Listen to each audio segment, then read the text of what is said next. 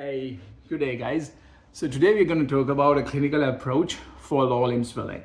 It's something that is commonly encountered in clinical practice, and it's also something that is very frequently and heavily tested in medical student clinical exams as well. So when we approach lower limb swelling, the first thing is you divide the causes into two main areas: unilateral lower limb swelling and by bilateral lower limb swelling, and the causes for each are quite different. So if you move into unilateral lower limb swelling, the two main things you should not ever miss is DVT, deep vein thrombosis, and infection, that is your cellulitis. So talking about deep vein thrombosis, commonly unilateral lower limb swelling. So what are the risk factors for this?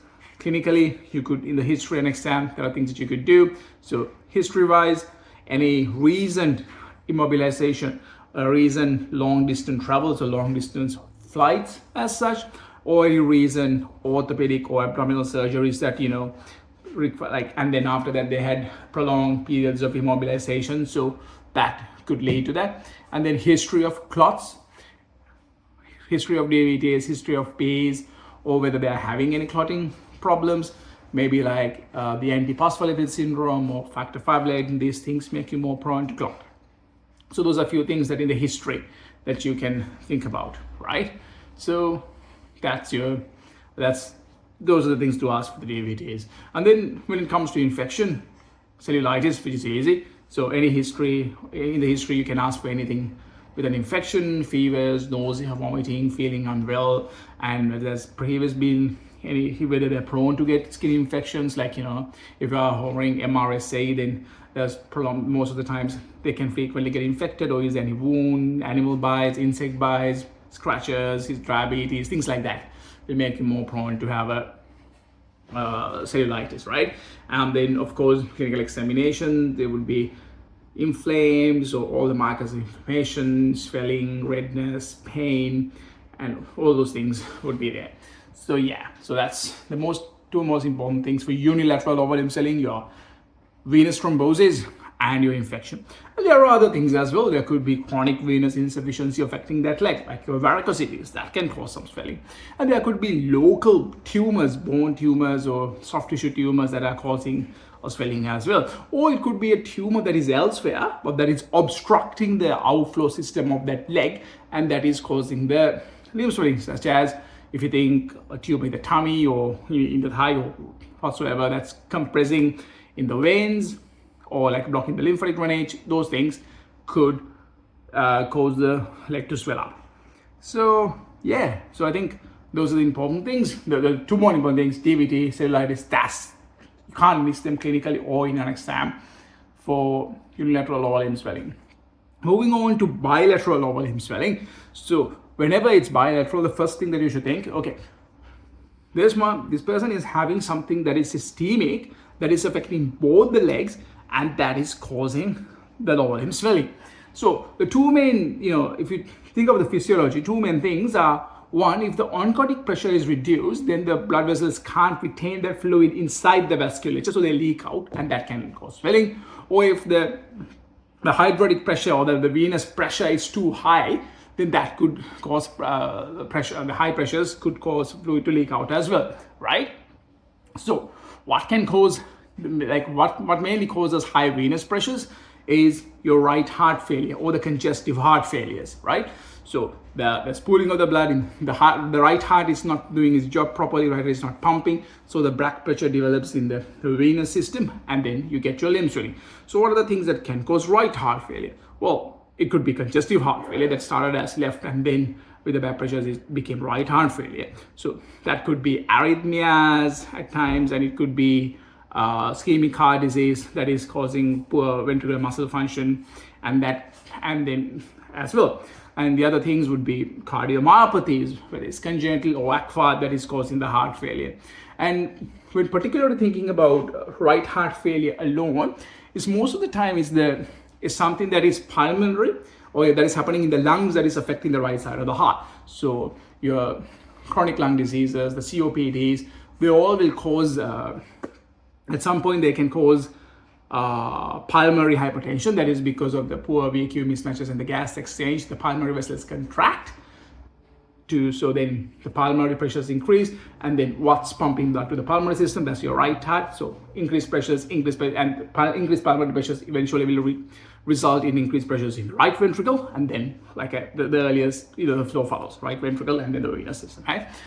Yeah, so lung problems causing right heart failure, ischemic heart disease causing right heart failure, cardiomyopathy is causing right heart failure, and then the other one was, of course, the leaky valves that can eventually lead to the same. So that's about your heart. So those are the things you could ask with regarding heart failure, hey?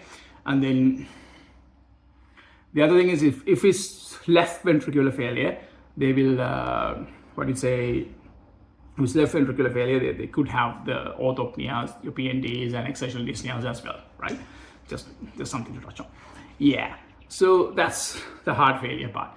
Then you think about the reduced oncotic pressure. So what is the main factor that contributes to the oncotic pressure is your albumin. So if your kidneys are leaking out albumin, then your oncotic pressure will be reduced, and that can cause a low volume swelling. So the main condition that causes that would be nephrotic syndrome. Hey? So you got nephrotic syndrome, your kidneys are leaking protein, less oncotic pressure, leg swelling. And the three cardinal features of the nephrotic syndrome would be swelling and proteinuria and low albumin levels. There are other things as well, but those are the three main things, at least three main things that would help you to diagnose nephrotic syndrome. So other than that, other things affecting the kidneys can cause fluid overload as well. Your AKIs, CKDs at the latter part of the disease, that all can cause the low volume swelling, right? So yeah, so those are the cases. We talked about the heart, now we talked about the kidneys. And one other thing that affects albumin is mainly the liver. So the chronic liver cell disease will cause low albumin levels, and that can cause the limb swelling, like we explained. And also in chronic liver cell disease, there are other than the albumin itself, there are other mechanisms that can cause limb swelling. So one you can think, I think if I'm not mistaken, nitric oxide would be released to the systemic circulation with dilates the vessel, that can eventually cause that, and there are a few other things as well. And of course, it will the circle of the renin angiotensin, that cycle will of course get more fluid, and will cause fluid overload as well. So three main areas for bilateral low volume swelling is your heart, your kidney, your liver. So you need to ask those questions. And we didn't talk about the history part. History of kidney disease, proteinuria, hematuria, how's the urine output. Those are the things that you mainly ask for kidney disease, and other systemic features of kidney disease as well. And same with the liver. You can ask all the risk factors and the symptoms and histories of liver cell disease, to just not into detail, but just some questions to see whether there's anything that is suggestive of that. Hey, so yeah, heart, kidney, and liver. Those are the main three things. And then there are other things. One other thing that can cause low albumin level is if you are having chronic malnutrition, you are not eating enough, and because of that, your proteins would be low, and eventually albumin would be low as well, low limb swelling. And then if you're having chronic diarrheas or these enteropathies and all this stuff, your guts are not absorbing enough nutrients, and that can cause that as well, right? Yeah. Okay, and what else? And one other thing that it would be nice to know is severe hypothyroidism can cause low limb swelling. How does it do that? Is that thyroxine is needed for metabolism. So hypothyroid, your metabolism is low. So all these particles that should be metabolized will accumulate in the body, and they would accumulate in the soft tissues. And then what will happen is these particles will draw the fluid, because they're osmotically active. Those will draw the fluid from the vessels to the tissues, and that can cause edema. Yeah, so that's another cause for low volume swelling. So, and a few things to remember: in pregnancy, there could be some element of limb swelling, and also there are some medications that can cause bilateral leg swelling as well. Your calcium channel blocker, amlodipine, is quite known to cause that, so that's one reason. And of course, steroids and non-steroid anti-inflammatory drugs can cause fluid retention. That will eventually lead to this as well. Yeah, so I think we covered most of the causes. And take home message: if you forget everything else, remember this: unilateral, bilateral courses. Unilateral, don't miss DBT, don't miss cellulitis. There are other courses as well. Bilateral, think about the heart, think about the liver, think about the kidney, and there are a few others as well. So yeah, that's a very good clinical approach for lower limb swelling.